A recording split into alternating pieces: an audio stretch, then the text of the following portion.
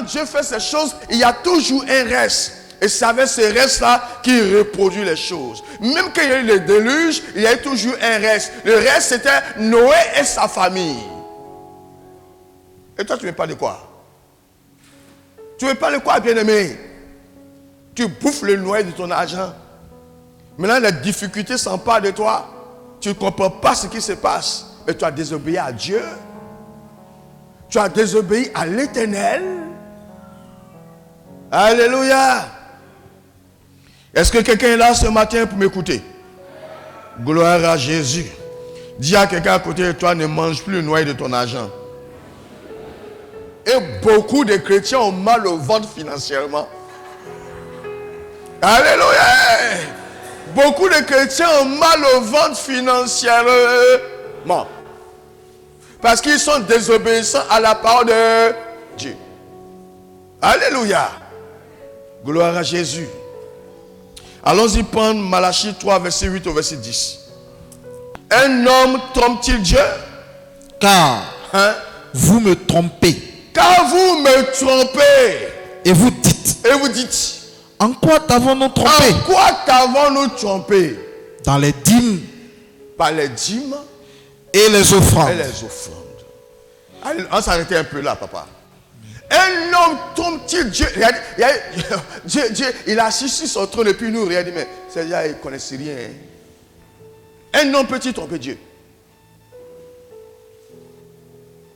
Et puis Dieu pose la question, on dit non, tellement qu'on est rempli d'orgueil. Dieu, encore que nous, on t'a trompé. Il dit, vous me trompez dans les dîmes et dans les offrandes. À partir des dîmes, vous me trompez, dans les offrandes, vous me trompez. Alléluia. C'est ça. Et il y a beaucoup de trompeurs dans ces salles. Ça fait 5 ans, ça fait 10 ans, ça fait 15 ans, ils sont chrétiens, mais ils ne pratiquent pas la dîme. Tu es un trompeur. C'est à cause ça, rien ne va dans ta vie. Il y a tout de tout dans ta vie financière. Au lieu d'évoluer de manière quoi? Comment je peux dire quoi? De manière ascendante. Alléluia. Toi, ta vie, c'est en dents de scie. Tantôt ça va, tantôt ça ne va pas. Tu marches, je ne sais pas. À cause de ton infidélité à Dieu. Alléluia. Dieu dit que tu le trompes. Lui n'est pas content de toi. C'est à cause ça, rien ne te réussit. Tu sèmes, mais ça se gâte. Tu investis, ça ne produit pas de fruits. Tu prends ton salaire jusqu'au 15 du mois, tu ne sais pas où c'est passé. L'argent disparaît. Tu es obligé d'aller prendre crédit. Tu n'as pas dit que tu es plus intelligent que Dieu. Tu n'as pas dit que tu es plus intelligent que Dieu. Tout est chiffonné dans ta maison. Tu n'as pas dit que tu es plus intelligent que Dieu. Quelqu'un qui t'a créé, tu dis que tu es plus intelligent que lui. Allez, excusez-moi. Gloire à Jésus. Amen. Même le portable, papa, soulevez votre portable, ils vont voir. Soulevez le portable là. Il y a toujours une notice. Le fabricant a mis une notice pour nous montrer comment utiliser ce portable. Pour connaître toutes les fonctions qui sont dedans, il a mis une notice. Dieu a créé le monde, il a créé l'homme. Pour que tu puisses bien vivre, il a mis sa parole. Pour qu'en suivant cette parole, tu sois à l'aise. Mais toi, tu dis Dieu, il est fou. Tu te donnes autre chose à toi. C'est à quoi ta vie ne marche pas. C'est à vous que je parle. C'est à quoi ta vie ne marche pas. Ici, là, on ne caresse pas quelqu'un. Ta vie ne marche pas parce que tu ne pratiques pas la parole. Il y a des blocages, tu ne réussis pas à avancer. Le même Dieu qui t'a fait atteindre ce niveau, un coup, tu ne peux pas avancer. Pourquoi? Parce que tu es rebelle. Alléluia. Amen. Tu as oublié où Dieu t'a pris et puis t'a amené là. Est-ce que je parle à quelqu'un? Amen. Amen. Amen. Gloire à Jésus. Amen. Un homme trompe-t-il Dieu quand vous me trompez? Et vous dites, en quoi t'avons-nous trompé? Dieu répond dans les dîmes et les offrandes. Papa, verset 9. Vous êtes frappés par la malédiction. Vous êtes frappés par la malédiction. C'est Dieu qui parle. C'est pas Papa Élie qui parle. C'est pas l'apôtre Paul qui parle, ce n'est pas l'apôtre Jean qui parle, ce n'est pas Abraham qui parle, ce n'est pas David qui parle, c'est le Dieu qui est en train de parler. Il vous est frappé par la bénédiction. Pourquoi? Parce que vous n'êtes pas fidèle dans la dîme ni dans les offrandes. Vous me trompez dans la dîme, vous me trompez dans les offrandes. Voilà pourquoi la malédiction vous frappe.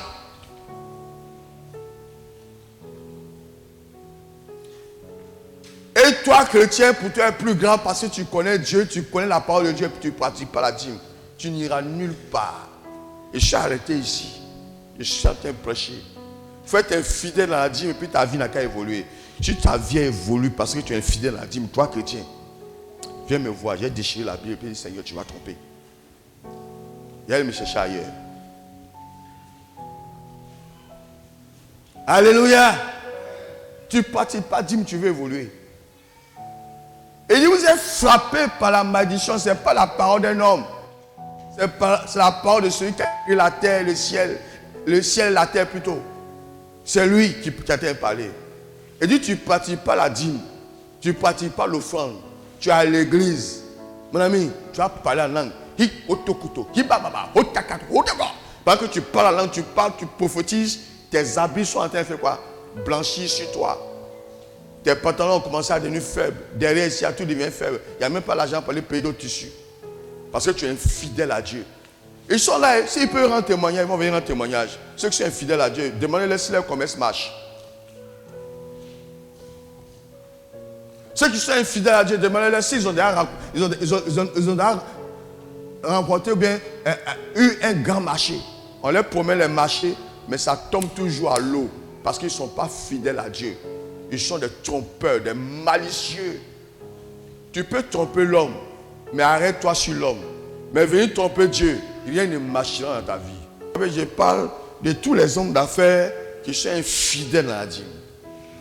Tu es en train d'attirer la malédiction sur ta vie. Toi qui étais au péché, tu as tombé. Tombé. Je ne vais pas dire le mot. Tu as tombé même. Parce que tu n'es pas fidèle à la dîme. Demandez, ils sont là. Tout le monde a fait un peu d'expérience avec la dîme. Demandez. S'ils sont courageux, ils vont vous parler.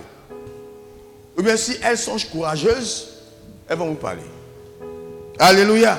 Amen. Vous êtes frappé par la malédiction et vous me trompez la nation tout entière. Donc ça veut dire que quand Dieu parle là, alléluia. Amen. Quand je prêche ça, je n'ai pas honte parce que c'est la parole de Dieu. Les gens pensent que non, la parole c'est pour les autres. Il dit la nation tout entière. Il n'a pas dit une moitié de la nation. Il n'a pas dit les 3/4 de la nation. Non, nous tous nous devons pratiquer la dîme. De papa Élie, passant par maman Élie, jusqu'aux enfants de papa Élie. Tout le monde doit pratiquer la dîme si nous voulons être bénis. Si nous voulons vivre une vie épanouie. C'est ça. Alléluia. Amen. C'est ça. Il dit vous êtes frappés par la malédiction. Et vous me trompez. La nation tout entière. Verset 10, papa, qu'est-ce qu'il dit? Apportez à la maison du trésor toutes les dîmes, afin qu'il y ait de la nourriture. Afin qu'il y ait. Apportez à la maison du trésor toutes les dîmes. Afin qu'il y ait. Afin qu'il y ait de la nourriture. De la nourriture. Dans ma maison. Dans ma maison. Mettez-moi de la sorte à l'épreuve, dit l'Éternel des armées. Et vous verrez si je n'ouvre pas pour vous les écluses des cieux, si je ne répands pas sur vous la bénédiction en abondance.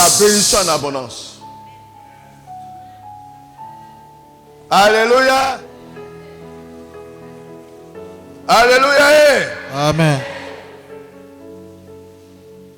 La parole de Dieu est faite de principes. Je dis à quelqu'un, la parole de Dieu est faite de principes. Si tu n'obéis pas à ces principes, le plus grand homme de Dieu, l'homme le plus loin du monde va prier pour toi et puis il n'aura rien. Parce que tu n'es pas en train d'obéir à ces principes. C'est tout. L'essentiel n'est pas de s'aligner et puis papa prie pour moi, ma vie ne marche pas. Oui, j'ai prié pour toi parce que c'est mon devoir. Mais il faut que tu puisses obéir aux principes. après avoir reçu la prière. Tant que tu n'obéiras pas au principe, Dieu ne bougera pas d'un iota. Jamais. Alléluia. Même les esprits de non-accomplissement vont te quitter, pas par la prière, par les dîmes et les offrandes. Gloire à Jésus. Ça fait combien de temps tu pries pour les esprits de non-accomplissement? Et puis, il y a un échange. Parce que tu n'es pas fidèle à la dîme, tu n'es pas fidèle à l'offrande. Il dit d'apporter à la maison du trésor.